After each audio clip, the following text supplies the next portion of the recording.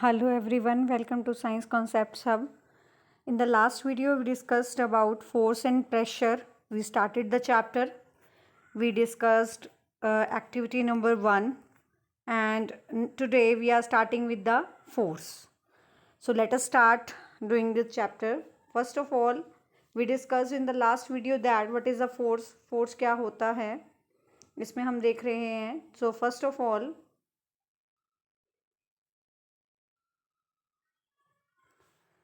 we can say that force is a push or pull upon an object resulting from its interaction with another object. यानी force क्या होता है, एक push या पुल. Push करना यानी या फिर पुल करना किसी ऑब्जेक्ट को, जिसकी वजह से दो ऑब्जेक्ट्स के बीच में इंटरेक्शन होती है एंड उसकी वजह से फोर्स एग्जिस्ट करता है. Whenever there is an interaction between, जब दो के बीच में इंटरेक्शन हो रही है, the two objects, some force acts between them. It means जब दो ऑब्जेक्ट्स के बीच में इंटरेक्शन हो रही है तो उनके बीच में क्या एग्जिस्ट कर रहा है, फोर्स एग्जिस्ट कर रहा है. व्हेन इंटरेक्शन सीजेज, जब इंटरेक्शन बंद हो जाती है, the force between them no longer exist. और जब इंटरेक्शन नहीं है तो फोर्स भी एग्जिस्ट नहीं करेगा. It means force exist only as a result of some interaction. यानी दो ऑब्जेक्ट्स के बीच में कोई ना कोई इंटरेक्शन होगी तो ही फोर्स एग्जिस्ट करता है. Otherwise without interaction the force does not exist. Next है उसके बाद हमारे पास, डू यू नो,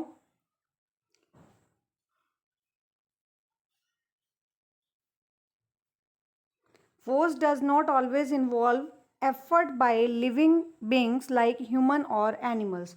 फोर्स को हमेशा ज़रूरत नहीं होती ह्यूमन या एनिमल्स के एफर्ट की. कई बार ये नेचुरल कॉजेज़ की वजह से भी हो सकता है. We may not be able to see such forces, ऐसे फोर्सेस हमें नहीं दिखाई देते, बट कैन स्टिल फील और observe their effect on object, और बट उनका इफेक्ट हमें देखने को मिलता है.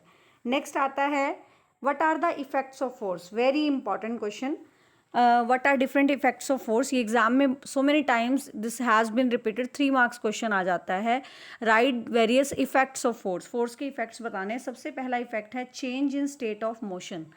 change in state of motion का meaning क्या होगा कि जो ऑब्जेक्ट, कोई भी ऑब्जेक्ट अगर चल रहा है, सपोज दिस इज द, अगर सपोज बॉल यहाँ से इस साइड में आ रही है और आप यहाँ खड़े हैं, suppose you are standing here, and अगर आप इसको किक कर देते हैं, अगर आप इसको किक करते हैं, बॉल यहाँ से यहाँ आ रही है, अगर आप इसको किक कर देते तो इसकी डायरेक्शन ऑफ मोशन क्या हो जाती है, स्टेट ऑफ मोशन क्या हो जाती है, चेंज हो जाती है. सपोज ये बॉल यहाँ रखी है, ठीक है, रखी है, आप इसको किक करेंगे तो क्या होगा, इसकी स्टेट चेंज हो जाएगी. पहले ये रेस्ट पे थी, अब ये मोशन में हो जाएगी.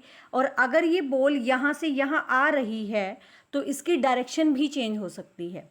Clear? So let us do it. First is the change in state of motion.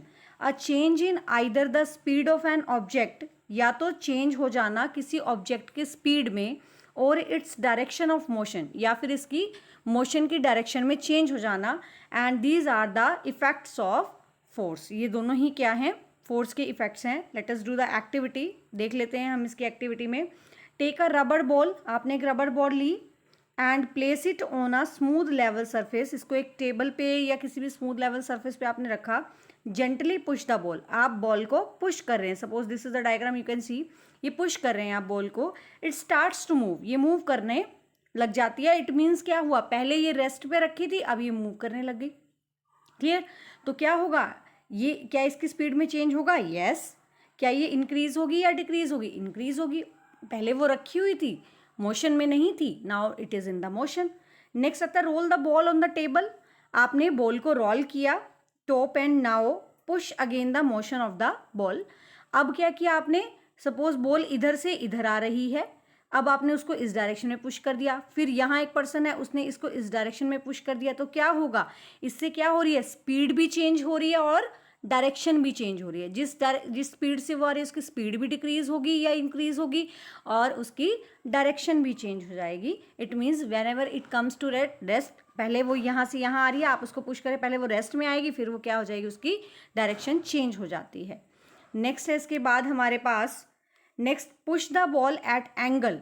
Suppose ball इधर से इधर आ रही है, suppose the ball is coming, यहाँ से यहाँ आ रही है, पहले बॉल यहाँ से आपने यहाँ पुश करी, किसी पर्सन ने उसे सीधा वापस पुश ना करते हुए, ऐसा नहीं किया, उसने क्या किया, एक पर्टिकुलर एंगल पे पुश कर दिया. मीन्स बॉल कहाँ से कहाँ जा रही थी, यहाँ पे।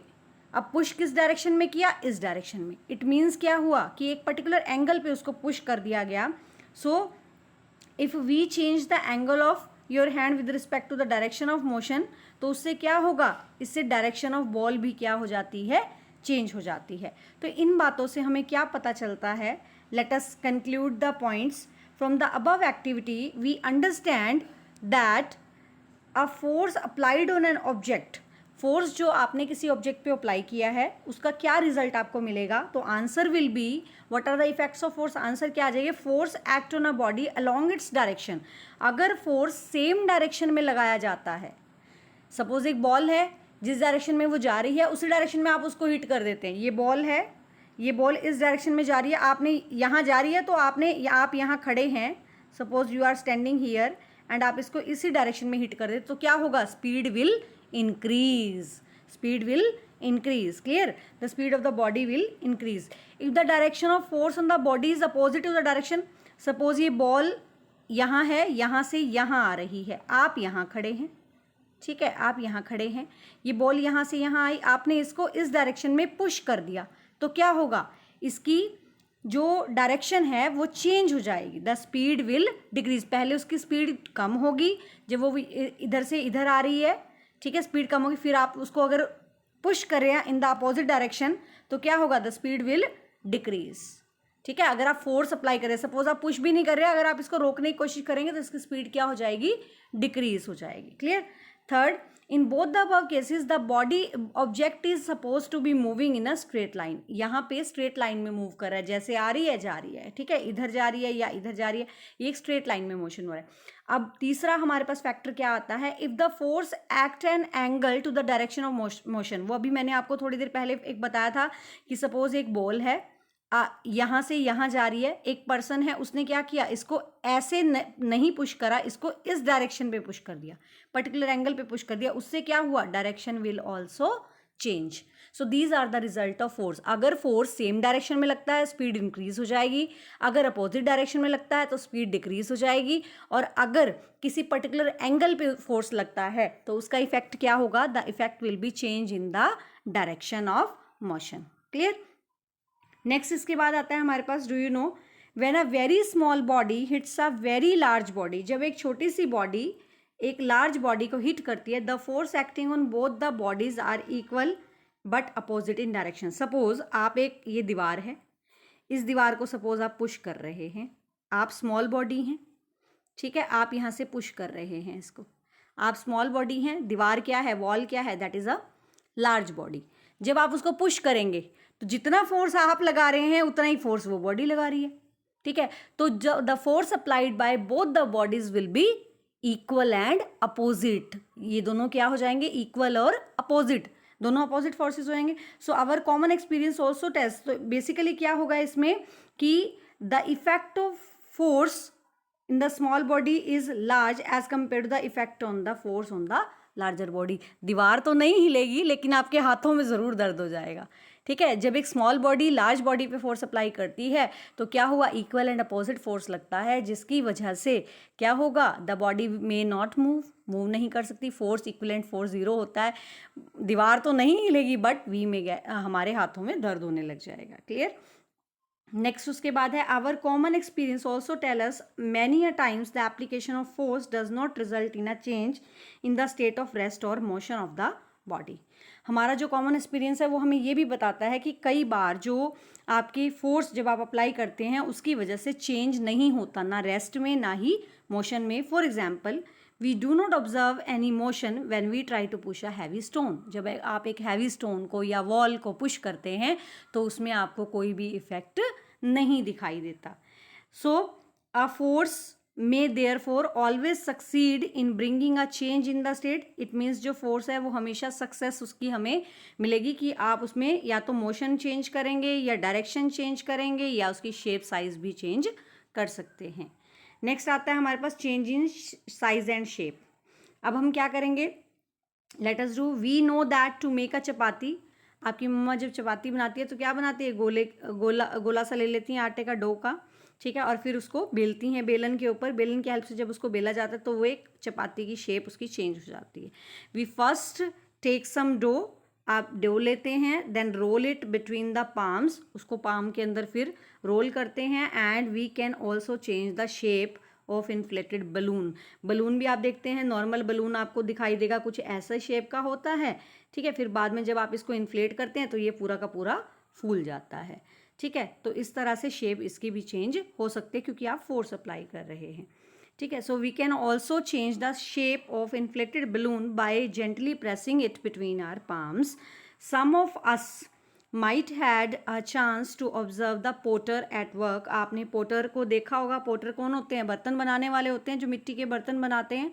आपने देखा होगा वो नीडेड क्ले से डिफरेंट डिफरेंट शेप्स की चीज़ें बनाते हैं। वो मूर्तियाँ भी बनाते हैं, वो बर्तन भी बनाते हैं, वो फ्लावर वास भी बनाते हैं, बहुत सारी चीज़ें बनाते हैं। In all the situation the size and shape of both take place due to the force applied on them. आप जो भी फोर्स वो पोटर उस पर अप्लाई करता है उसकी वजह से शेप और साइज क्या हो जाता है? चेंज हो जाता है। सो द फोर्स में result in make the object move from rest. Rest से ऑब्जेक्ट मूव कर सकता है, यानी रेस्ट से उसकी मोशन में आ सकता है। दूसरा, change the speed of object, object की स्पीड भी चेंज हो सकती है। तीसरा, change the direction of moving object, moving object की डायरेक्शन भी चेंज हो सकती है, अभी हमने देखा था।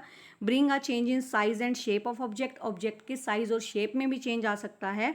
और कॉज टू और मोर और ऑल दीज इफेक्ट, कई बार ये सभी इफेक्ट भी देखने को मिलते हैं, कोई इनमें से 2 या 3 इफेक्ट्स भी देखने को मिलते हैं। नेक्स्ट उसके बाद हमारे पास आता है